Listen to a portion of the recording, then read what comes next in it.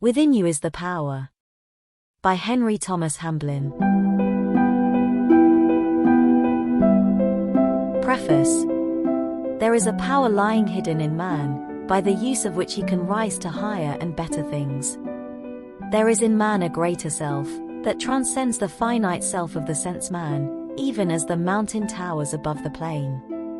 The object of this little book is to help men and women to bring their inward powers of mind and spirit into expression, wisely and in harmony with universal law, to build up character, and to find within themselves that wondrous self, which is their real self, and which, when found, reveals to them that they are literally and truly sons of God and daughters of the Most High. There is no way whereby the discipline of life can be avoided. There is no means by which fate can be tricked, nor cunning device by which the great cosmic plan can be evaded. Each life must meet its own troubles and difficulties, each soul must pass through its deep waters, every heart must encounter sorrow and grief.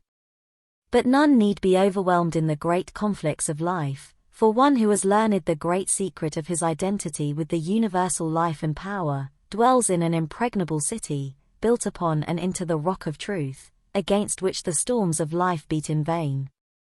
While this little work does not offer any vain promises of an easy life, for, if this were possible, it would be the greatest of all disasters, but rather endeavors to show how to become so strong that life looks almost easy by comparison, the life or fate does not change or become easier, but the individual alters and becomes stronger, yet, it does show the reader how to avoid making his life more difficult than it need be. Most people's lives would be less filled with trouble and suffering if they took life in the right spirit and acted in harmony with universal law. It is hoped that this little book may help many to come into harmony with life's law and purpose and thus avoid much needless suffering, to find the greater self within, which discovery brings with it a realization of absolute security, to bring into expression and wisely use their inner spiritual and mental forces and thus enter a life of overcoming and almost boundless power. Chapter 1. Infinite Life and Power. Man possesses, did he but know it, illimitable power. Endnote 1.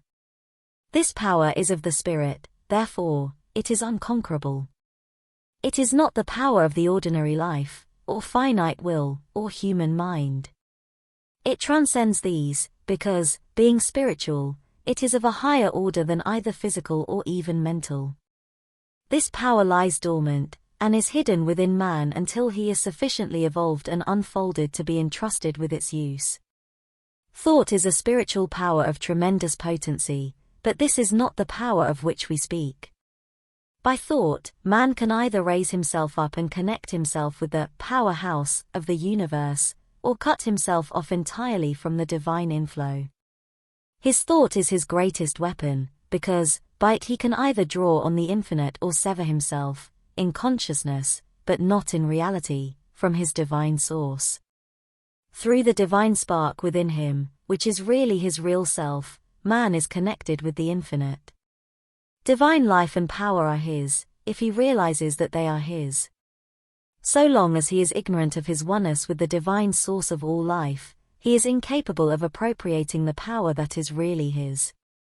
If, however, he enters into this inner knowledge, he finds himself the possessor of infinite power and unlimited resources.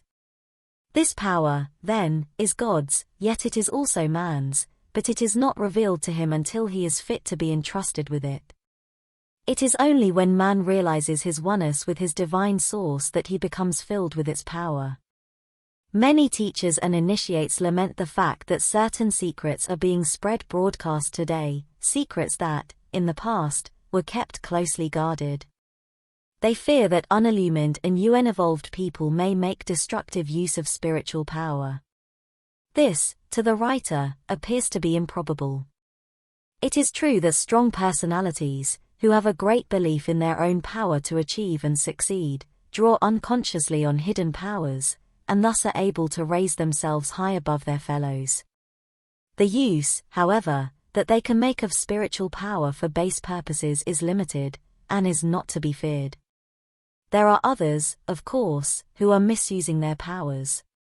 These are black magicians, and while they may do a certain amount of harm, they become reduced, ultimately, to beggary and impotence.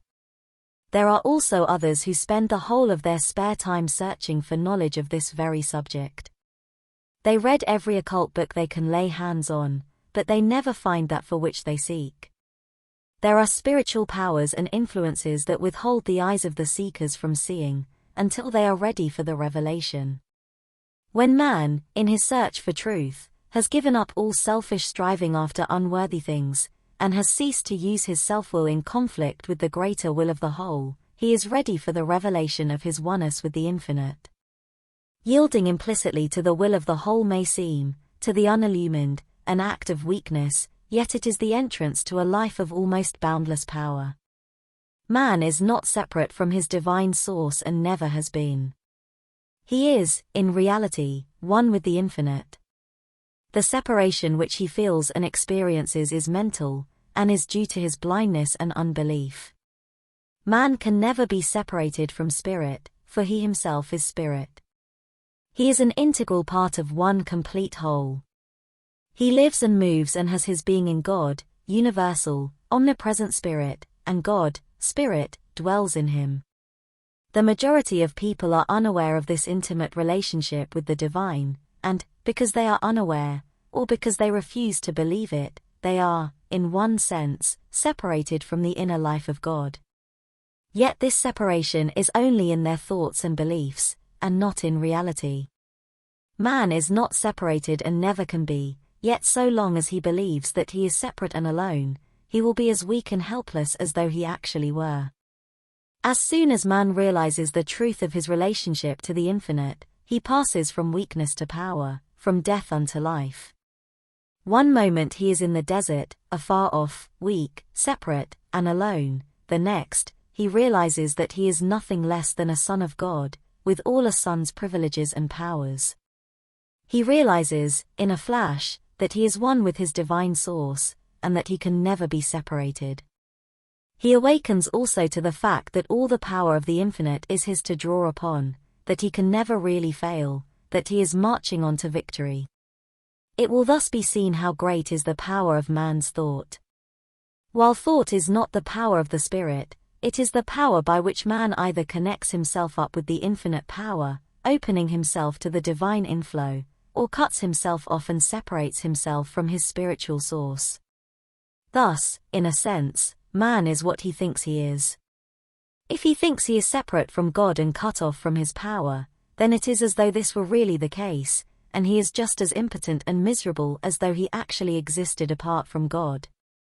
On the other hand, if he thinks and believes that he is one with the infinite, he finds that it is gloriously true, and that he is really a son of God. If he believes and thinks that he is a mere material being, then he lives the limited life of a material being, and is never able to rise above it. But if, on the contrary, he thinks and believes that he is a spiritual being, then he finds that he possesses all the powers of a spiritual being. Again, if he thinks that his work is difficult and that he is not equal to his tasks, he finds that really his tasks are difficult and beyond his powers. Yet on the other hand, if he believes his work is easy, or, at any rate, within his powers, he finds that such is the case, and that he can do his work with ease. The power within is infinite, for, by faith in it, man is directly coupled up with the spiritual power of the universe. The divine spark within him connects him to the sacred flame, thus making him potentially a god in the making. A change, then, must take place within man before he can enter into his divine inheritance. He must learn to think after the spirit, that is, as a spiritual being, instead of after the flesh, that is, as a material creature. Like the prodigal son, he must come to himself, and leave the husks and the swine in the far country, returning to his father's house, where there is bread, of life, enough and to spare. Endnote 1. The powers of the subconscious mind are dealt with in other chapters.